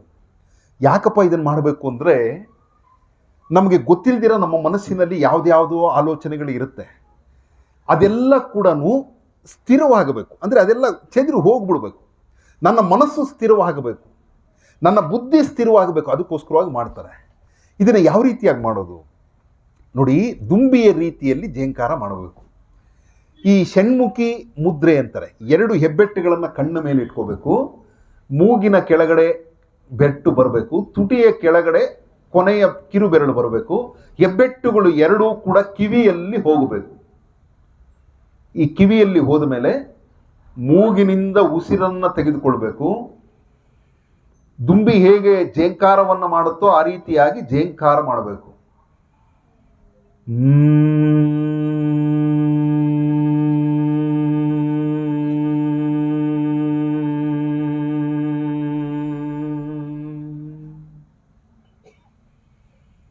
ತಿರ್ಗ ಮತ್ತೆ ಉಸಿರನ್ನ ತಗೊಬೇಕು.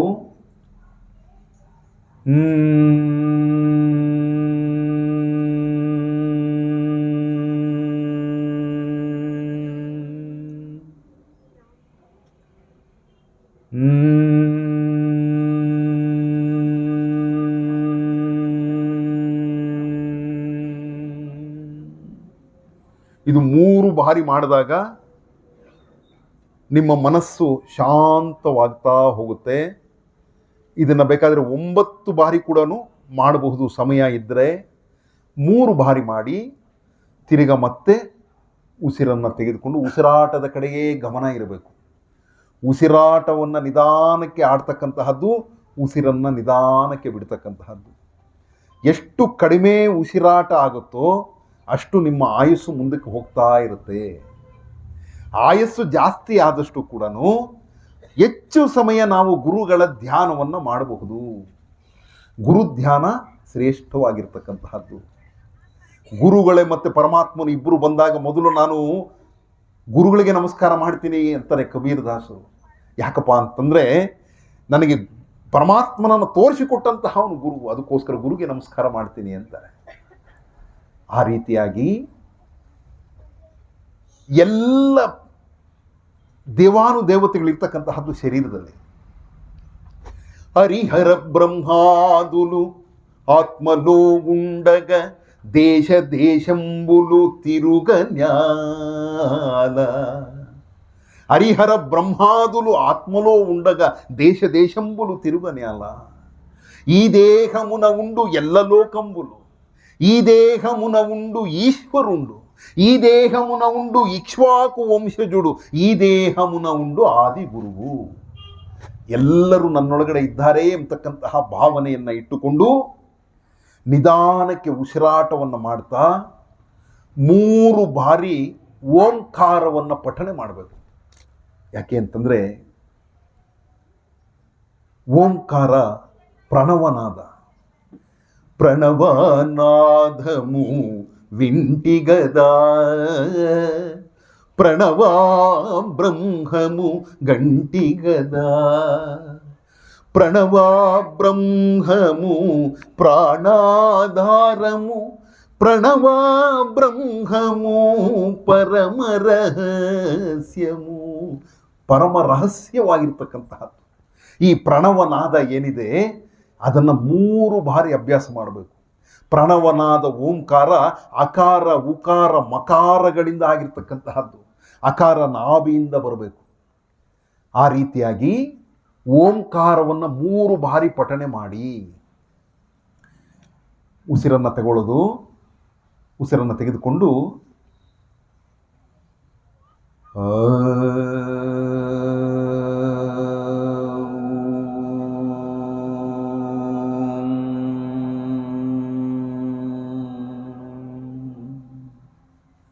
ಅಕಾರ ಉಕಾರ ಮಕಾರ 3 ಸೇರಿ ಓಂಕಾರನೂ ಆಗ್ಬೋದು. ಅಂದರೆ ಓಂಕಾರ ನಾಭಿಯಿಂದ ಬರಬೇಕು.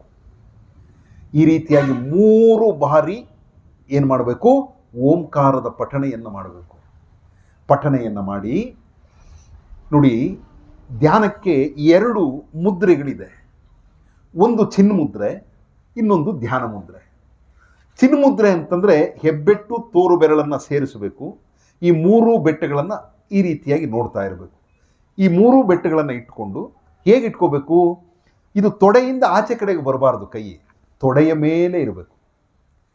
ಈ ರೀತಿಯಾಗಿ ನಿಧಾನಕ್ಕೆ ಉಸಿರಾಟವನ್ನು ಮಾಡ್ತಾ ಕಣ್ಣುಗಳು ಮೂಗಿನ ತುದಿಯನ್ನು ನೋಡ್ತಾ ಇರಬೇಕು. ನಾಸಿಕಾಗ್ರ ಅಂತಾರೆ.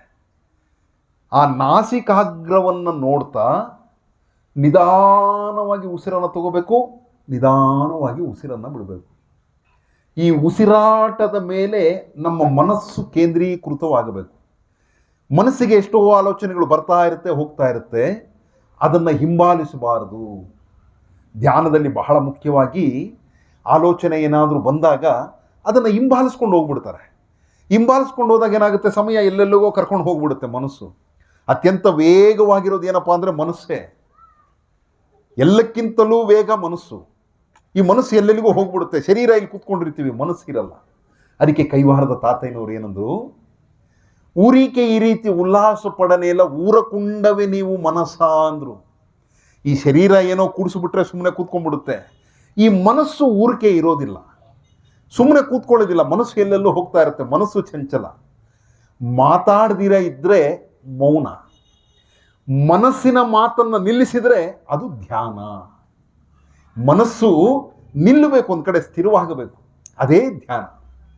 ನೋಡಿ, ಚಿನ್ಮುದ್ರೆಯನ್ನು ಹಾಕಿ ಕೂತ್ಕೊಳ್ತೀವಿ ಅಥವಾ ಧ್ಯಾನ ಮುದ್ರೆಯನ್ನು ಹಾಕ್ಕೊಳ್ತೀವಿ. ಧ್ಯಾನ ಮುದ್ರೆ ಹೆಬ್ಬೆಟ್ಟುಗಳನ್ನು ಸೇರಿಸಬೇಕು, ಒಂದು ಕೈ ಮೇಲೆ ಕೈ ಇಟ್ಕೊಂಡು ಕೂತ್ಕೊಳ್ತೀವಿ. ಈ ಕೂತ್ಕೊಂಡಾಗ ಕಣ್ಣನ್ನು ಮುಚ್ಚಿ ನಿಧಾನಕ್ಕೆ ಉಸಿರಾಟವನ್ನು ಆಡೋದನ್ನು ಗಮನಿಸಿ. ಈ ಶರೀರದಲ್ಲಿ ಉಸಿರು ಹೋಗುತ್ತೆ ಮೂಗಿನ ಮೂಲಕ, ತಿರ್ಗ ಮತ್ತೆ ವಾಪಸ್ ಬರುತ್ತೆ. ಉಸಿರಾಟದ ಕಡೆಯೇ ಗಮನ ಕೊಡಿ. ನಿಧಾನವಾಗಿ, ಎಷ್ಟು ನಿಧಾನವಾಗಾದರೆ ಅಷ್ಟು ನಿಧಾನವಾಗಿ ಉಸಿರನ್ನು ತಗೊಳ್ಳಿ. ಇದನ್ನು ರೇಚಕ ಪೂರಕ ಅಂತಾರೆ.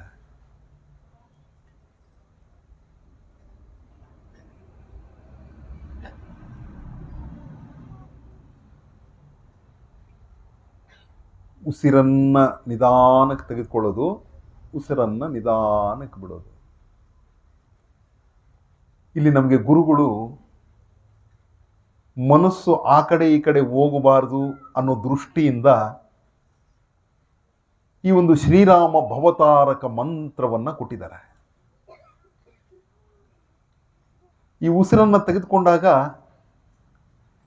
ರಾಮ ರಾಮ ಮುಕುಂದ ಮಾಧವ ರಾಮ ಸದ್ಗುರು ಕೇಶವ ಇಷ್ಟು ಹೇಳ್ಕೊಂಡು ಉಸಿರನ್ನು ತಗೊಳ್ಳಿ. ಇನ್ನೂ ಕಡಿಮೆ ಆಯಿತು ಅಂದರೆ ರಾಮ ರಾಮ ಮುಕುಂದ ಮಾಧವ ಉಸಿರನ್ನು ತೆಗೆದುಕೊಳ್ಳಿ. ರಾಮ ಸದ್ಗುರು ಕೇಶವ ಉಸಿರನ್ನು ನಿಧಾನಕ್ಕೆ ಬಿಡಿ. ರಾಮ ದಶರಥ ತನಯ ದೇವ ಉಸಿರನ್ನು ನಿಧಾನಕ್ಕೆ ತೆಗೆದುಕೊಳ್ಳಿ. ರಾಮಶ್ರೀ ನಾರಾಯಣ ಉಸಿರನ್ನು ನಿಧಾನಕ್ಕೆ ಬಿಡಿ. ಉಸಿರನ್ನು ನಿಧಾನಕ್ಕೆ ತೆಗೆದುಕೊಳ್ತಕ್ಕಂತಹದ್ದು, ಉಸಿರನ್ನು ನಿಧಾನಕ್ಕೆ ಬಿಡ್ತಕ್ಕಂತಹದ್ದು. ಎಲ್ಲ ಕಣ್ಮುಚ್ಕೊಳ್ಳಿ. ಕಣ್ಮುಚ್ಕೊಂಡು ಆ ಗುರುಗಳ ಪಾದುಕೆಯ ಮೇಲೆ ಧ್ಯಾನ ಮಾಡಿ. ಆ ಗುರುಗಳ ರೂಪವನ್ನು ನೋಡ್ತಾ ಇರಿ. ಚೂಪುನಾ ಮೀ ದಿವ್ಯ ರೂಪಮು ಚೂಚಿತೆ ಪಾಪಮುಲನ್ನಿಯು ಪರಿಹಾರಮೋನೆಯ ತಾತಯ್ಯನವ್ರು ಹೇಳ್ತಾರೆ, ಅಪ್ಪ ನಿನ್ನ ಮಂಗಳಕರವಾಗಿರ್ತಕ್ಕಂತಹ ರೂಪವನ್ನು ನೋಡಿದ್ರೆ ಸಾಕು, ಪಾಪಗಳೆಲ್ಲ ಪರಿಹಾರ ಆಗತ್ತೆ ಅಂತ ಹೇಳಿ. ಆ ರೀತಿಯಾಗಿ ನಿಧಾನಕ್ಕೆ ಉಸಿರನ್ನು ತೆಗೆದುಕೊಳ್ಳೋದು, ಉಸಿರನ್ನು ಬಿಡೋದು. ಉಸಿರನ್ನು ತೆಗೆದುಕೊಳ್ಳುವಾಗ ರಾಮರಾಮ ಮುಕುಂದ ಮಾಧವ, ಬಿಡೋವಾಗ ರಾಮರಾಮ ಮುಕುಂದ ಮಾಧವ. ಇದು ಬರ್ತಾ ಬರ್ತಾ ಏನಪ್ಪ ಆಗಬೇಕು ಅಂದರೆ, ಈಗ ಎರಡೂ ಮೂಗಿನಿಂದ ಉಸಿರನ್ನು ತೆಗೆದುಕೊಳ್ತಾ ಇದ್ದೀವಿ, ಎರಡೂ ಮೂಗಿನಿಂದ ಉಸಿರನ್ನು ಬಿಡ್ತಾ ಇದ್ದೀವಿ. ಬರ್ತಾ ಬರ್ತಾ ಬರ್ತಾ ಸಾಧನೆ ಆಗ್ತಾ 6 ತಿಂಗಳು 3 ತಿಂಗಳು ಅಥವಾ 1 ವರ್ಷವೋ ಆಗ್ಬೋದು. ಒಂದು ಮೂಗಿನ ಹೊಳ್ಳೆಯಿಂದ ಉಸಿರನ್ನು ತೆಗೆದುಕೊಳ್ಬೇಕು, ಇನ್ನೊಂದು ಮೂಗಿಂದ ಬಿಡಬೇಕು. ಕೈಯನ್ನು ಹಿಡ್ಕೋಬಾರ್ದು, ಹಾಗೇ ಬರಬೇಕು. ಧ್ಯಾನದಲ್ಲ ಸ್ಥಿತಿಯಲ್ಲಿಯೇ ಇರಬೇಕು. ಒಂದು ಮೂಗಿನಿಂದ ಉಸಿರನ್ನು ತೆಗೆದುಕೋಬೇಕು, ಇನ್ನೊಂದು ಕಡೆಯಿಂದ ಬಿಡಬೇಕು. ಇದು ರೇಚಕ ಪೂರಕ ಆಗತ್ತೆ.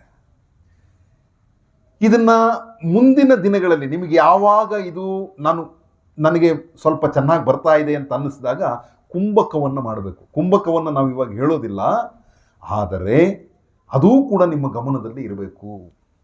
ಉಸಿರನ್ನು ತೆಗೆದುಕೊಳ್ತೀವಿ, ರಾಮ ರಾಮ ಮುಕುಂದ ಮಾಧವ, ರಾಮ ಸದ್ಗುರು ಕೇಶವ ಅನ್ನುವಷ್ಟೊತ್ತು ಅಲ್ಲಿ ನಿಲ್ಲಿಸ್ಕೋಬೇಕು. ರಾಮ ದಶರಥ ತನಯ ದೇವ ಉಸಿರನ್ನು ಬಿಡಬೇಕು. ರಾಮಶ್ರೀ ನಾರಾಯಣ ಅವಾಗ ಕುಂಭಕ ಮಾಡಬೇಕು. ಕುಂಭಕ ಅಂದರೆ ಉಸಿರಾಟ ಇಲ್ದಿರ ಇರತಕ್ಕಂತಹ ಸ್ಥಿತಿ. ಇದರಲ್ಲಿ ರೇಚಕ, ಪೂರಕ, ಕುಂಭಕ ಈ 3 ಬಂದ್ರೇನೆ ಅದು ಪ್ರಾಣಾಯಾಮ ಆಗುತ್ತೆ. ಆ ರೀತಿಯಾಗಿ ಉಸಿರನ್ನು ನಿಧಾನಕ್ಕೆ ತೆಗೆದುಕೊಳ್ಳಿ, ಉಸಿರನ್ನು ನಿಧಾನಕ್ಕೆ ಬಿಡಿ. ಇದು ನಿಮಗೆ ಬಹಳ ಸುಲಭ ಅನಿಸುತ್ತೆ. ಇದು ಭಾರಿ ಕಷ್ಟವಾಗಿರ್ತಕ್ಕಂತಹದ್ದು, ಭಾರಿ ಕಷ್ಟ ಇದೆ. ಮನಸ್ಸನ್ನು, ಶರೀರ ನಿಲ್ಲಿಸ್ತೀವಿ, ಮನಸ್ಸು ನಿಲ್ಲಿಸೋಕ್ಕಾಗಲ್ಲ. ಉಸಿರಾಟ ಆಡ್ತಾ ಇರ್ತೀವಿ, ಆಲೋಚನೆಗಳು ಎಷ್ಟೋ ಬರ್ತಾ ಇರುತ್ತೆ, ಮನಸ್ಸು ಎಲ್ಲೆಲ್ಲಿಗೋ ಹೋಗ್ತಾ ಇರುತ್ತೆ, ಈಚೆ ಕಡೆ ಏನೇನೋ ಶಬ್ದಗಳು ಕಿವಿಗೆ ಬೀಳ್ತಾ ಇರುತ್ತೆ. ಪಂಚೇಂದ್ರಿಯಗಳನ್ನು ನಾವು ನಿಲ್ಲಿಸಬಹುದು, ಆದರೆ ಏಕಾದಶೇಂದ್ರಿಯ ಆಗಿರ್ತಕ್ಕಂತಹ ಮನಸ್ಸನ್ನು ನಿಲ್ಲಿಸಲಿಕ್ಕೆ ಸಾಧ್ಯ ಇಲ್ಲ. ಮನಸ್ಸಿನ ಆಲೋಚನೆಯ ರಹಿತವಾಗಿರ್ತಕ್ಕಂತಹ ಸ್ಥಿತಿನೇ ಧ್ಯಾನ. ಮನಸ್ಸಿನಲ್ಲಿ ಯಾವ ಆಲೋಚನೆಗಳು ಇಲ್ದಿರ ಇರುತ್ತಲ್ಲ, ಆ ಸ್ಥಿತಿ ಧ್ಯಾನ ಬರುತ್ತೆ.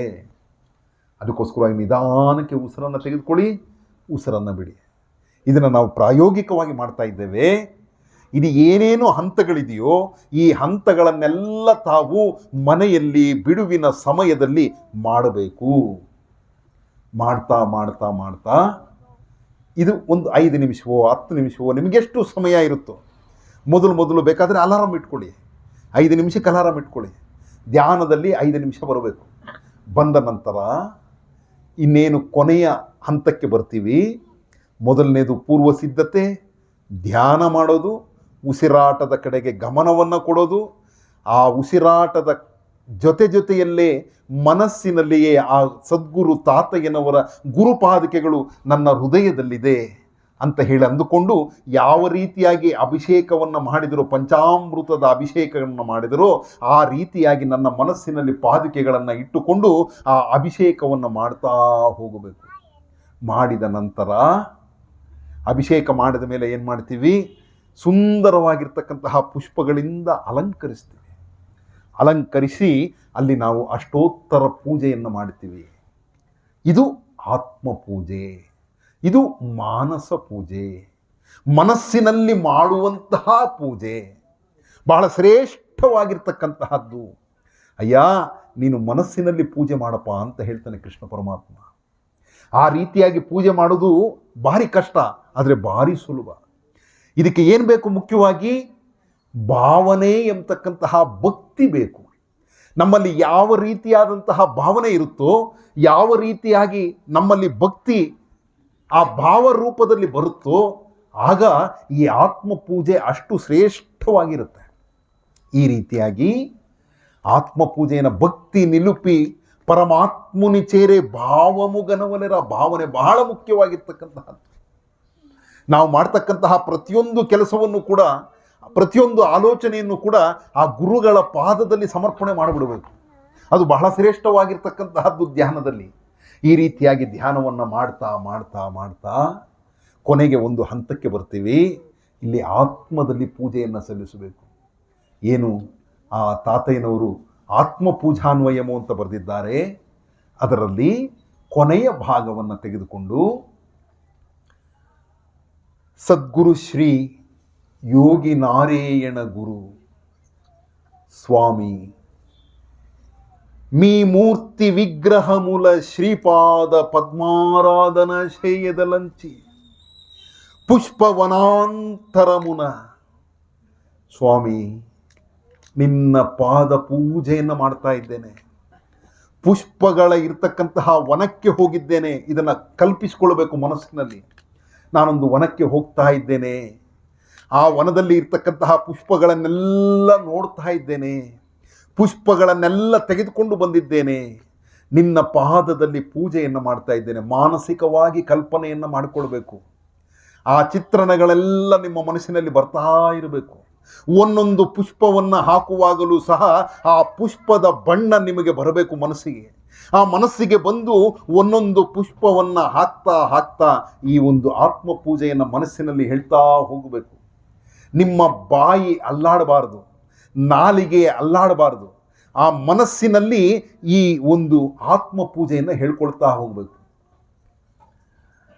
మీ మూర్తి విగ్రహముల ಶ್ರೀಪಾದ ಪದ್ಮಾರಾಧನ ಶೇಯದಲಂಚಿ ಪುಷ್ಪವನಾಂತರಮುನ ಕರವೀರ ಕಾಂಚಾಳ ದಾಸಾಳ ಧವನಂ ಜಾಜಿ ವಿರಜಾಜಿ ಮಲ್ಲೆಲು ಪೊನ್ನ ಪೊಗಡ ಶಾಮಂತಿ ಕುಂಕುಮ ಕುರುವೇಲು ಸಂಪಂಗಿ ತುಳಸಿ ಮಾಲಿಕಲ್ ಸಮರ್ಪಯಾಮಿ ಗಂಧ ಕಸ್ತೂರಿ ಪುನುಗು ಜವ್ವಾಜಿ ಗೋರೋಜನಂಬಾದಿಗಾಗಲ ಸಕಲ ಪರಿಮಳ ದ್ರವ್ಯಂ ಅಂಗಲೇಪನಂ ಸಮರ್ಪಯಾಮಿ ಧೂಪ ದೀಪ ನೈವೇದ್ಯಂ ಸಮರ್ಪಯಾಮಿ ಅಸ್ಮದ್ಗುರುಭ್ಯೋ ನಮಃ ಹಯಗ್ರೀವಾಯ ನಮಃ ಆದಿಕೇಶವಾಯ ನಮಃ. ಇದನ್ನ ಮನಸ್ಸಿನಲ್ಲಿ ಹೇಳ್ಕೊಳ್ತಾ ಒಂದೊಂದು ಪುಷ್ಪಕ್ಕೂ ಅಲ್ಲಿ ಸಮರ್ಪಣೆ ಮಾಡ್ತಾ ಭಕ್ತಿಯಿಂದ ಗುರುಪಾದದಲ್ಲಿ ಶರಣಾಗಿ ಗುರುದೇವ ನಿನ್ನ ಈ ಒಂದು ಮಾನಸ ಪೂಜೆಯನ್ನು ಮಾಡ್ತಾ ಇದ್ದೇನೆ, ನಿನ್ನ ಪಾದ ಪೂಜೆಯನ್ನು ಮಾಡ್ತಾ ಇದ್ದೇನೆ, ಸ್ವೀಕರಿಸು ಗುರುದೇವ ಅಂತ ಹೇಳಿ ಮನಸ್ಸಿನಲ್ಲಿ ಭಾವನೆ ಉಕ್ಕಿ ಹರಿಯಬೇಕು. ಧೂಪ ದೀಪ ನೈವೇದ್ಯಂ ಧೂಪವನ್ನು ಬೆಳಗಬೇಕು, ದೀಪಾರಾಧನೆಯನ್ನು ಮಾಡಬೇಕು, ಅಲ್ಲಿ ನೈವೇದ್ಯವನ್ನು ಇಡಬೇಕು. ಮಾನಸಿಕವಾಗಿ ಏನು ನೈವೇದ್ಯ ಇಡಬಹುದು? ತಾತಯ್ಯನವ್ರು ಹೇಳ್ತಾರೆ, ರಾಮಾಮೃತ ಮನೆ ಪೊಂಗಿಲಿ ಬೆಟ್ಟಿ, ಅಲ್ಲಿ ಒಂದು 3 ಸಲ ಶ್ರೀರಾಮ ಭವತಾರಕ ಮಂತ್ರ, ರಾಮ ರಾಮ ಮುಕುಂದ ಮಾಧವ ರಾಮ ಸದ್ಗುರು ಕೇಶವ, ರಾಮ ದಶರಥ ತನಯ ದೇವ ರಾಮ ಶ್ರೀನಾರಾಯಣ, ರಾಮ ರಾಮ ಮುಕುಂದ ಮಾಧವ ರಾಮ ಸದ್ಗುರು ಕೇಶವ, ರಾಮ ದಶರಥ ತನಯ ದೇವ ರಾಮ ಶ್ರೀನಾರಾಯಣ, ರಾಮ ರಾಮ ಮುಕುಂದ ಮಾಧವ ರಾಮ ಸದ್ಗುರು ಕೇಶವ, ರಾಮ ದಶರಥ ತನಯ ದೇವ ರಾಮ ಶ್ರೀನಾರಾಯಣ. ಈ ರೀತಿ 3 ಬಾರಿ ರಾಮಾಮೃತದ ಪೊಂಗಿಲಿಯನ್ನು ಇಟ್ಟು, ಗುರುದೇವ ನಿನ್ನ ಪಾದದಲ್ಲಿ ಶರಣಾಗತಿಯಾಗಿದ್ದೇನೆ, ಈ ಜೀವನ ಎಲ್ಲವೂ ಕೂಡ ನಿನಗೆ ಸಮರ್ಪಣೆ ಅಂತ ಹೇಳಿ ನಮಸ್ಕರಿಸಿ, ಆ ಗುರುಗಳ ಪಾದದಲ್ಲಿ ನಮಸ್ಕಾರವನ್ನು ಮಾಡಿ, ಅಲ್ಲಿ ಒಂದು ಪ್ರಾರ್ಥನೆಯನ್ನು ಸಲ್ಲಿಸಬೇಕು. ಏನಪ್ಪ ಅಂದರೆ, ನನಗೆ ಜನ್ಮ ಕೊಟ್ಟಿರ್ತಕ್ಕಂತಹ ನಾಡು ಬಹಳ ಶ್ರೇಷ್ಠವಾಗಿರ್ತಕ್ಕಂತಹದ್ದು ಭಾರತ ದೇಶ, ಇದು ಸುಭಿಕ್ಷವಾಗಿರಲಿ ಅಂತ ಹೇಳಿ ಪ್ರಾರ್ಥನೆಯನ್ನು ಸಲ್ಲಿಸಿ, ಇನ್ನು ನಮ್ಮ ಲೌಕಿಕದ ಈಹಪರದ ಕೋರಿಕೆಗಳು ಪ್ರಾರ್ಥನೆಗಳು ಇರುತ್ತೆ, ಇದನ್ನೂ ಕೂಡ ಗುರುಗಳ ಪಾದದಲ್ಲಿ ಸಮರ್ಪಣೆ ಮಾಡಿಬಿಡಬೇಕು. ಎಲ್ಲವೂ ನಿನ್ನ ಚಿತ್ತ ಅಂತ ಹೇಳಿ ನಮ್ಮದು ಏನೇ ಕೋರಿಕೆಗಳಿದ್ರೂ ಕೂಡ ಅಲ್ಲಿ ಇಟ್ಟುಬಿಡಬೇಕು. ನಾರಾಯಣ ಎನಿ ಸಾರೇ ಕುದಲಚಿತೆ ಕೋರಿನ ವರಮುಲಿಚ್ಚು ನಾರಾಯಣುಡು. ನಮ್ಮ ಕೋರಿಕೆಗಳೇನಿದ್ರೂ ಕೂಡ ನಮಗೇನು ಸಿಕ್ಕಬೇಕು ಅದು ಸಿಕ್ಕೇ ಸಿಗತ್ತೆ. ನಮಗೇನು ಸಿಗಬಾರ್ದು ಅದಕ್ಕೆ ಎಷ್ಟೇ ಪ್ರಯತ್ನ ಪಟ್ಟರೂ ಕೂಡ ಸಿಕ್ಕೋದಿಲ್ಲ. ವಚೇದಿ ರಾಕಮಾನದು ರಾನದಿ ರಮ್ಮನ್ನರಾದು ಕೋರಿಕಲೆಲ್ಲನ್. ನನಗೇನು ಬರಬೇಕು ಅದು ಬಂದೇ ಬರುತ್ತೆ. ನನಗೆ ಯಾವುದು ಬರಬಾರ್ದು, ನೀನು ಎಷ್ಟೇ ತಿಪ್ಪರ್ಲಾಗ ಹಾಕಿದ್ರೂ ಕೂಡ ಅದು ನಿನ್ನ ಹತ್ರಕ್ಕೆ ಬರೋದಿಲ್ಲಪ್ಪ. ಅದಕ್ಕೋಸ್ಕರವಾಗಿ ಎಲ್ಲವೂ ಗುರುಚಿತ್ತ ಅಂತ ಅಂದುಕೊಂಡು ನೀನು ಮುಂದುವರಿ ಅಂತ ಹೇಳಿ ತಾತಯ್ಯನವ್ರು ಹೇಳ್ತಾರೆ. ಈ ರೀತಿಯಾಗಿ ಗುರು ಧ್ಯಾನವನ್ನು ಮಾಡಿ, ಕೊನೆಯದಾಗಿ ನಿಮ್ಮ ಏನು ಚಿನ್ಮುದ್ರೆ ಧ್ಯಾನ ಮುದ್ರೆಯಲ್ಲಿ ಇಟ್ಕೊಂಡಿರ್ತೀರಿ ಆ 2 ಕೈಗಳನ್ನು ನಮಸ್ಕಾರ ಸ್ಥಿತಿಗೆ ತಂದರು. ಆ ನಮಸ್ಕಾರ ಸ್ಥಿತಿಯಿಂದ 3 ಬಾರಿ ಈ ರೀತಿಯಾಗಿ ಉಜ್ಜಬೇಕು.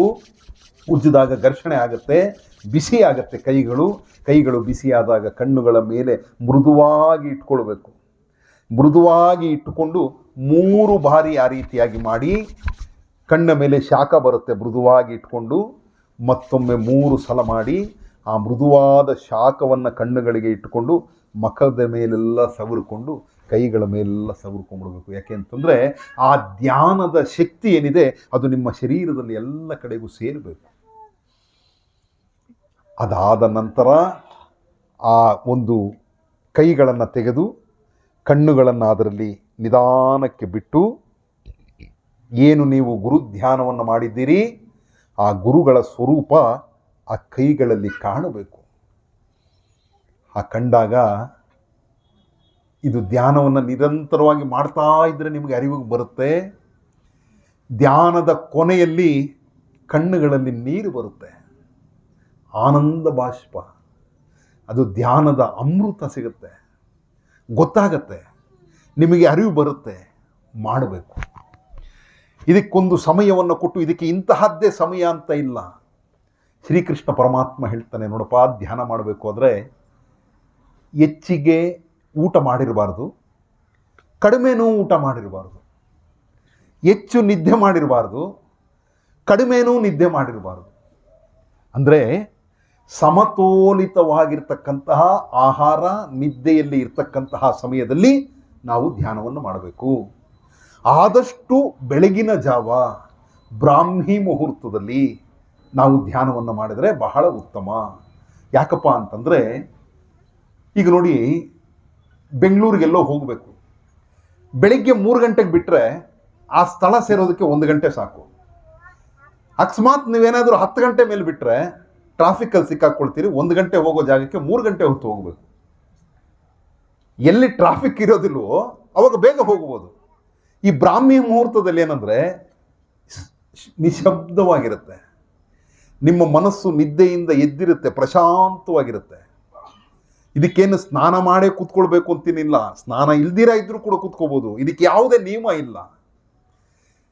ಶರೀರಕ್ಕೆ ನಾವು ಸ್ನಾನ ಮಾಡ್ತೀವಿ, ಮನಸ್ಸಿಗೆ ಸ್ನಾನ ಬೇಕಲ್ಲ. ಸ್ನಾನ ಮಾಡಿ ಕೂತ್ಕೊಂಡ್ರಿ ಇನ್ನೂ ಒಳ್ಳೆಯದು. ಸಮಯ ಇಲ್ಲ, ಹಾಗೆ ಕೂತ್ಕೊಳ್ಳಿ, ಧ್ಯಾನ ಮಾಡಿ, ಕಣ್ಣು ಮುಚ್ಕೊಳ್ಳಿ, ಉಸಿರಾಟದ ಮೇಲೆ ಗಮನ ಕೊಡಿ, ರಾಮ ರಾಮ ಮುಕುಂದ ಮಾಧವ ಹೇಳ್ಕೊಳ್ತಾ ಹೋಗಿ. ನಿಧಾನಕ್ಕೆ ಎಷ್ಟು ನಿಧಾನ ಆಗುತ್ತೋ ಅಷ್ಟು ನಿಧಾನ. ಕೊನೆಯಲ್ಲಿ ಆತ್ಮ ಪೂಜೆ ಮಾಡಿ ನಮಸ್ಕಾರ ಮಾಡಿ. ಇಷ್ಟೇ ಗುರು ಧ್ಯಾನ. ಇದೇ ಮಾನಸ ಪೂಜೆ. ಈ ಮಾನಸ ಪೂಜೆಯನ್ನು ಮಾಡೋದು ಎಂತೆಂತಹ ಋಷಿಮುನಿಗಳು ಮಾಡಿರ್ತಕ್ಕಂತಹ ಪೂಜೆ ಇದು. ಇಂತಹ ಒಂದು ಮಾನಸ ಪೂಜೆ, ಗುರು ಪೂಜೆ, ಧ್ಯಾನ, ಗುರು ಧ್ಯಾನ ಎಲ್ಲ ಒಂದೇ. ಎಲ್ಲೋ ಬೇರೆ ಕಡೆಗೆ ಹೋದರೆ ಇಷ್ಟು ಮಾಡೋದಕ್ಕೇನೆ ದುಡ್ಡು ಎಷ್ಟೋ ತೆಗೆದುಕೊಳ್ತಾರೆ. ತಾತಯ್ಯನವ್ರು ಹೇಳ್ತಾರೆ, ಕಡತೇರ್ಚೆ ಗುರುಡು ಒಕ ಕಾಸು ಅಡಗಡುರ. ಯಾರು ನಿನ್ನನ್ನು ಕೊನೆ ಸೇರಿಸ್ತಾನೋ, ದಡ ಮುಟ್ಟಿಸ್ತಾನೋ ಆ ಗುರು ನಿನ್ನಿಂದ ಒಂದೇ ಒಂದು ಕಾಸು ಕೂಡ ತೆಗೆದುಕೊಳ್ಳೋದಿಲ್ಲಪ್ಪ, ಅವನು ಶ್ರೇಷ್ಠವಾಗಿರ್ತಕ್ಕಂಥ ಅವನು ಅಂತ. ಆದರೆ ಇವತ್ತಿನ ದಿನ ದುಡ್ಡು ತಗೊಳ್ಳಿಲ್ಲ ಅಂತಂದರೆ ಇವರೇನು ಹೇಳ್ಕೊಡ್ಲಿಲ್ಲಪ್ಪ ಅಂತಾರೆ. ಅದಲ್ಲ, ದುಡ್ಡು ಮುಖ್ಯ ಅಲ್ಲ ಇಲ್ಲಿ. ದುಡ್ಡಿಂದ ಏನೂ ಮಾಡೋದಕ್ಕೆ ಸಾಧ್ಯ ಇಲ್ಲ. ನೀನು ಧ್ಯಾನ ಕಲಿಯೋದಕ್ಕಾಗೋದಿಲ್ಲ, ಮನಸ್ಸನ್ನು ನಿಲ್ಲಿಸೋದಕ್ಕಾಗೋದಿಲ್ಲ. ಬರೀ ಬೂಟಾಟಿಕೆ, ಆಟ ಪಾಠ, ನಟನಲತೆ, ಮುಕ್ತಿ ಲೇದು ನಾರಾಯಣ ಕವಿ ಅಂತಾರೆ ತಾತಯ್ಯನವರು. ಬರೀ ಆಟ ಪಾಠ, ನಟನೆ, ಬೂಟಾಟಿಕೆ, ಡಂಬಾಚಾರ, ಆಡಂಬರ, ಇದರಿಂದ ನಿನಗೇನೂ ಸಿಕ್ಕೋದಿಲ್ಲಪ್ಪ. ಎಲ್ಲಿ ನೀನು ಸರಳವಾಗ್ತೀಯೋ, ಎಲ್ಲಿ ನಿನ್ನ ಮನಸ್ಸು ಸರಳವಾಗುತ್ತೋ, ಎಲ್ಲಿ ನಿನ್ನ ಜೀವನದಲ್ಲಿ ಆಸೆಗಳು ಕಡಿಮೆ ಆಗುತ್ತೋ, ಆಗ ಧ್ಯಾನ ಪ್ರಾರಂಭ ಆಗುತ್ತೆ. ಆ ಧ್ಯಾನದಲ್ಲಿ ಸಿಕ್ಕುವಂತಹ ಆನಂದ ಬಹಳ ಶ್ರೇಷ್ಠವಾಗಿರ್ತಕ್ಕಂತಹದ್ದು ಅಂತ ಹೇಳ್ತಾ, ಇವತ್ತಿನ ದಿನ ಸಮಯ ಸ್ವಲ್ಪ ಜಾಸ್ತಿ ಆಗಿರಬಹುದು, ಆದರೂ ಕೂಡ ಈ ಒಂದು ಧ್ಯಾನದ ಇಷ್ಟೇ. ಇದನ್ನು ದಿನ ಮಾಡೋದು, ಅಡುಗೆ ಮಾಡೋದು ಅಂತ ಹೇಗೆ ಹೇಳಿದ್ವಿ, ಅಡುಗೆ ಮಾಡೋದು ಒಂದು ಸಲ ಕಲ್ತ್ಕೊಂಡ್ರೆ ನಿರಂತರವಾಗಿ ಆಗ್ತಾ ಇರುತ್ತೆ. ಆ ರೀತಿಯಾಗಿ ಇವತ್ತಿನ ದಿನ ಈ ಒಂದು ಧ್ಯಾನದ ಒಂದು ವಿಚಾರವನ್ನು ಹೇಳುವಂತಹ ಒಂದು ಅವಕಾಶವನ್ನು ಇವತ್ತಿನ ದಿನ ಶ್ರೀಕೃಷ್ಣ ಯತೀಂದ್ರ ಸತ್ಸಂಗದವರು ಕಲ್ಪಿಸಿಕೊಟ್ಟಿದ್ದಾರೆ. ನೋಡಿ, ಈ ರಾಮ ರಾಮ ಮುಕುಂದ ಮಾಧವ, ರಾಮ ಸದ್ಗುರು ಕೇಶವ, ರಾಮ ದಶರಥ ತನಯ ದೇವ, ರಾಮ ಶ್ರೀನಾರಾಯಣ ಎಂಬತಕ್ಕಂತಹದ್ದು ಬಹಳ ಪವಿತ್ರವಾಗಿರ್ತಕ್ಕಂತಹ, ಸರಳವಾಗಿರ್ತಕ್ಕಂತಹ ಮಹಾಮಂತ್ರ.